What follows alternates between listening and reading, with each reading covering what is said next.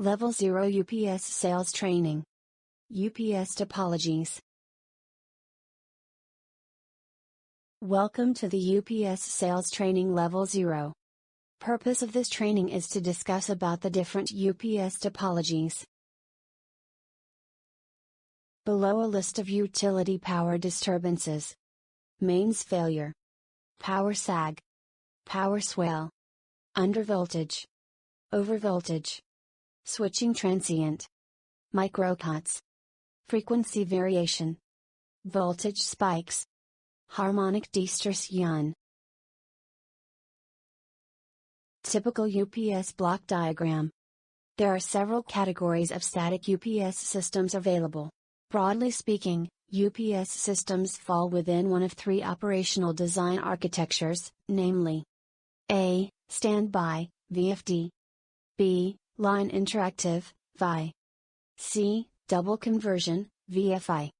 However, irrespective of their design, they all contain batteries that store energy when the mains supply is available and that supply energy to be converted into alternating current in times of mains failure.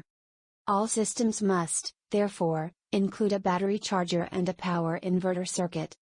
Virtually all systems contain a bypass that, in conjunction with some form of output switching circuit, provides a means of connecting the critical load directly to the mains supply.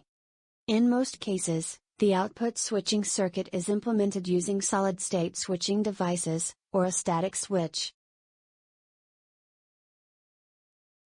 Schematic, IEC 62040. A typical standby, VFD, UPS system is shown. With this design, the critical load is powered from the bypass line, raw mains, and transferred to the inverter if the bypass supply fails or its voltage goes outside preset acceptable limits.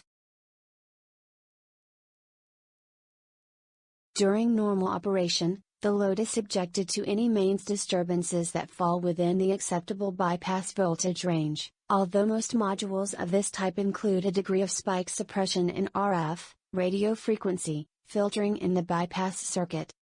The following key points might influence the choice of the system. Output voltage is not closely regulated under normal operation. There is a 2 to 10 milliseconds load break when transferring the load between inverter and bypass, in either direction, minimal power protection. Lower capital cost than an online system due to lower rated components / emission of power rectifier. Lower running cost than an online system, overall efficiency is greater due to the fact that the charger and inverter are not permanently on load. Schematic, IEC 62040. This type of UPS covers a range of hybrid devices that attempt to offer a higher level of performance than conventional standby, VFD, designs by adding voltage regulation features in the bypass line, active voltage regulation. Like offline systems, line interactive UPSs normally supply the critical load through the bypass line and transfer it to the inverter in the event of a bypass supply failure. The battery, charger and inverter power blocks are utilized in the same manner as in a standby, VFD, system. In modern UPS design, line interactive, VI, modality is used to maximize the system efficiency when mains is available, keeping the load protected by the double conversion, VFI, just when needed. It also stores a reserve of energy that is usually sufficient to briefly power most computers when a total outage occurs. This keeps the load supplied with power within most input requirements until the inverter is switched on and effectively transferred without a power break. When comparing line interactive, VI, to double conversion, VFI, systems, the most important advantage is in higher overall efficiency, while the disadvantage is to let some mains disturbances affect load operation. Schematic, IEC 62040. A major difference between the double conversion, VFI, design and the standby, VFD, or line interactive, VI, systems described above is that the battery charger is replaced by a rectifier / charger, combined or as two separate power blocks. When the mains supply is present, the rectifier / charger charges the battery and supplies the inverter with a stable DC voltage. In the absence of the mains supply, the charger shuts down and the inverter DC supply is provided by the battery. This double conversion, VFI, UPS design, offers the greatest degree of critical supply integrity, in which the load is supplied with processed power at all times. The load powered from the inverter is well protected from input supply aberrations because the rectifier and inverter act as a barrier to mains-borne noise and transient voltage excursions. The following key points might influence the choice of the system. Offers highest level of critical load protection. The load is supplied with well-regulated power at all times. No load break when transferring between inverter and bypass, in either direction. Most expensive capital outlay.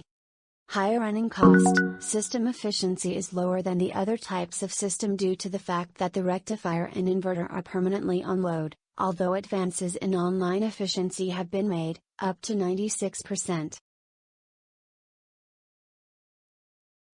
UPS input connection. Double feeder input. When a double feeder input is designed and the bypass supply too is healthy, the load will continue to be supplied from the bypass source in the case of an empty battery source, but supplied with unprotected power, raw mains. Single feeder input. When the bypass line and rectifier input are connected to a single feeder input, the attempt to transfer the load to bypass when the battery is exhausted will lead to an unavoidable loss of critical load supply, no second source available. To overcome this problem, a standby generator in the system design is recommended. This provides an alternative source of UPS input supply during a prolonged utility mains failure. The generator is connected to the UPS via an automatic transfer switch, ATS, circuit, which detects the absence of the main supply one and quickly brings the generator into operation. UPS system. When a double feeder input is designed and the bypass supply too is healthy, the load will continue to be supplied from the bypass source in the case of an empty battery source, but supplied with unprotected power, raw mains. When the bypass line and rectifier input are connected to a single feeder input, the attempt to transfer the load to bypass when the battery is exhausted will lead to an unavoidable loss of critical load supply, no second source available. To overcome this problem, a standby generator in the system design is recommended. This provides an alternative source of UPS input supply during a prolonged utility mains failure. The generator is connected to the UPS via an automatic transfer switch, ATS, circuit, which detects the absence of the main supply one and quickly brings the generator into operation. Maintenance bypass. External maintenance bypass.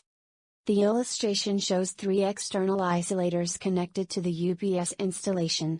This configuration is often referred to as a wraparound bypass.